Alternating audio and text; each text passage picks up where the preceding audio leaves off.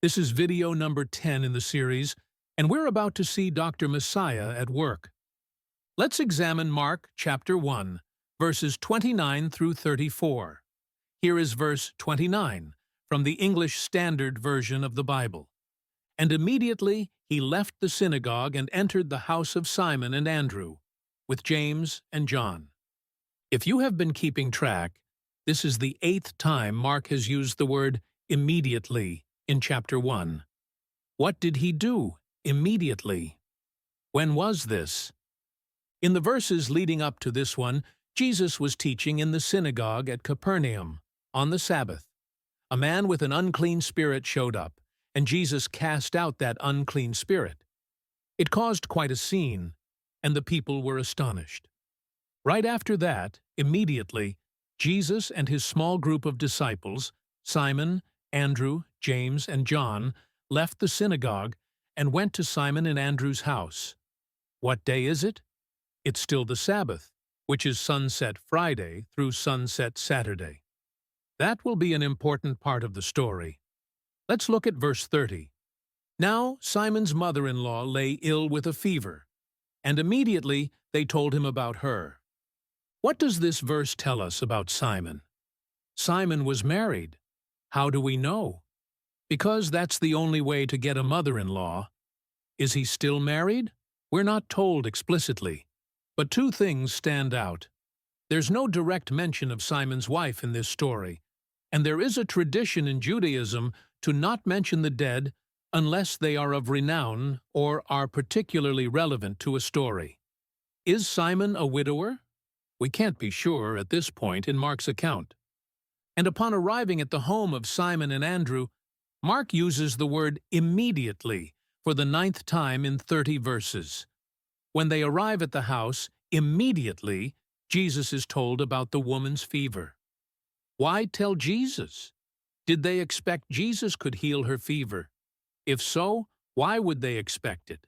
Jesus hasn't healed a physical illness yet in Mark's Gospel. Well, they did just see him cast out an unclean spirit. Perhaps they thought he could help Simon's mother-in-law too. But there's another, more practical possibility. These people are part of a culture that places a high value on hospitality.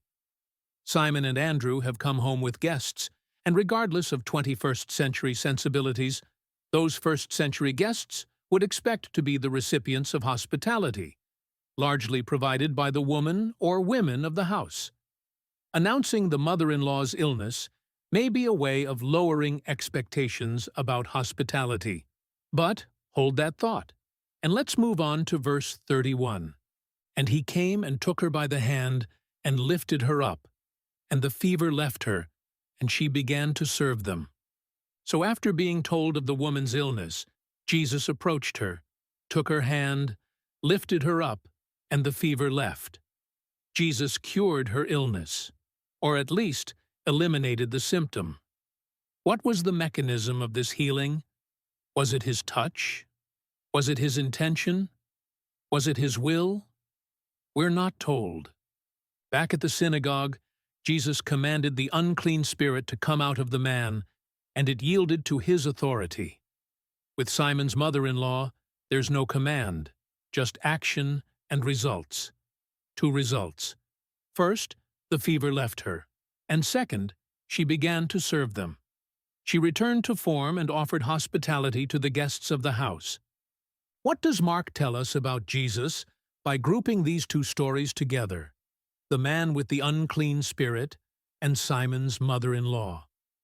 Mark shows his readers that Jesus has the authority and the ability to cure both spiritual and physical ailments. So what? Why is this important? All the way back in part 1 of the series, we saw that Mark relied on Isaiah the prophet to authenticate his good news about Jesus as the Christ, the anointed Messiah.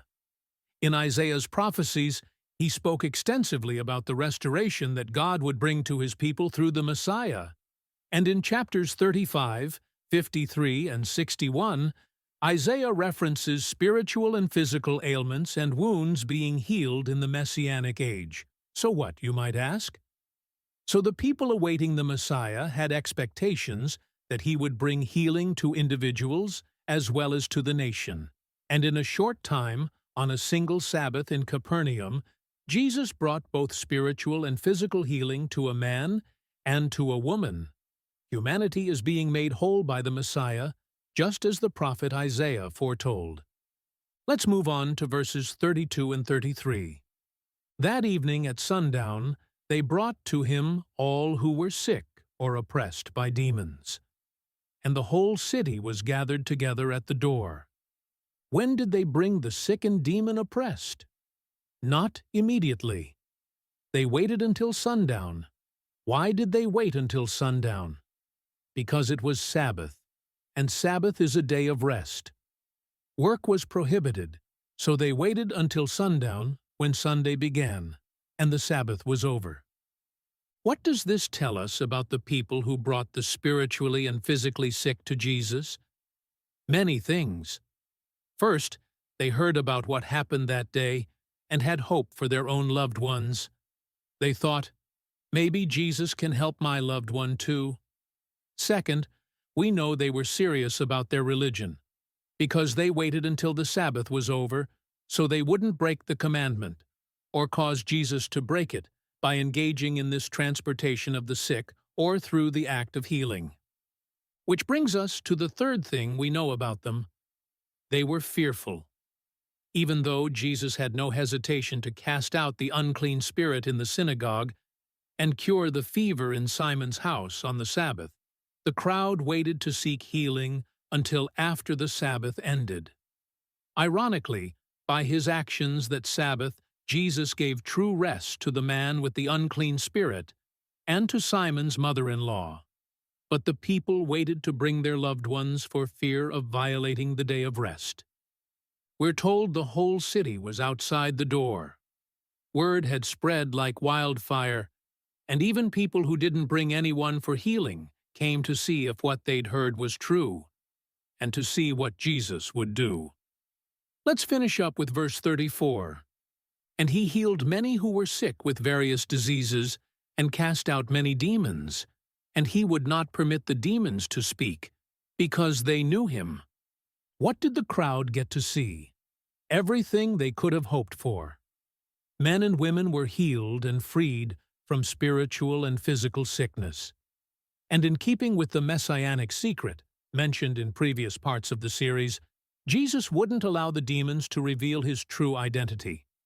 People's faith that Jesus was the Messiah would not be based on the testimony of demons, but rather on what they witnessed Jesus saying and doing.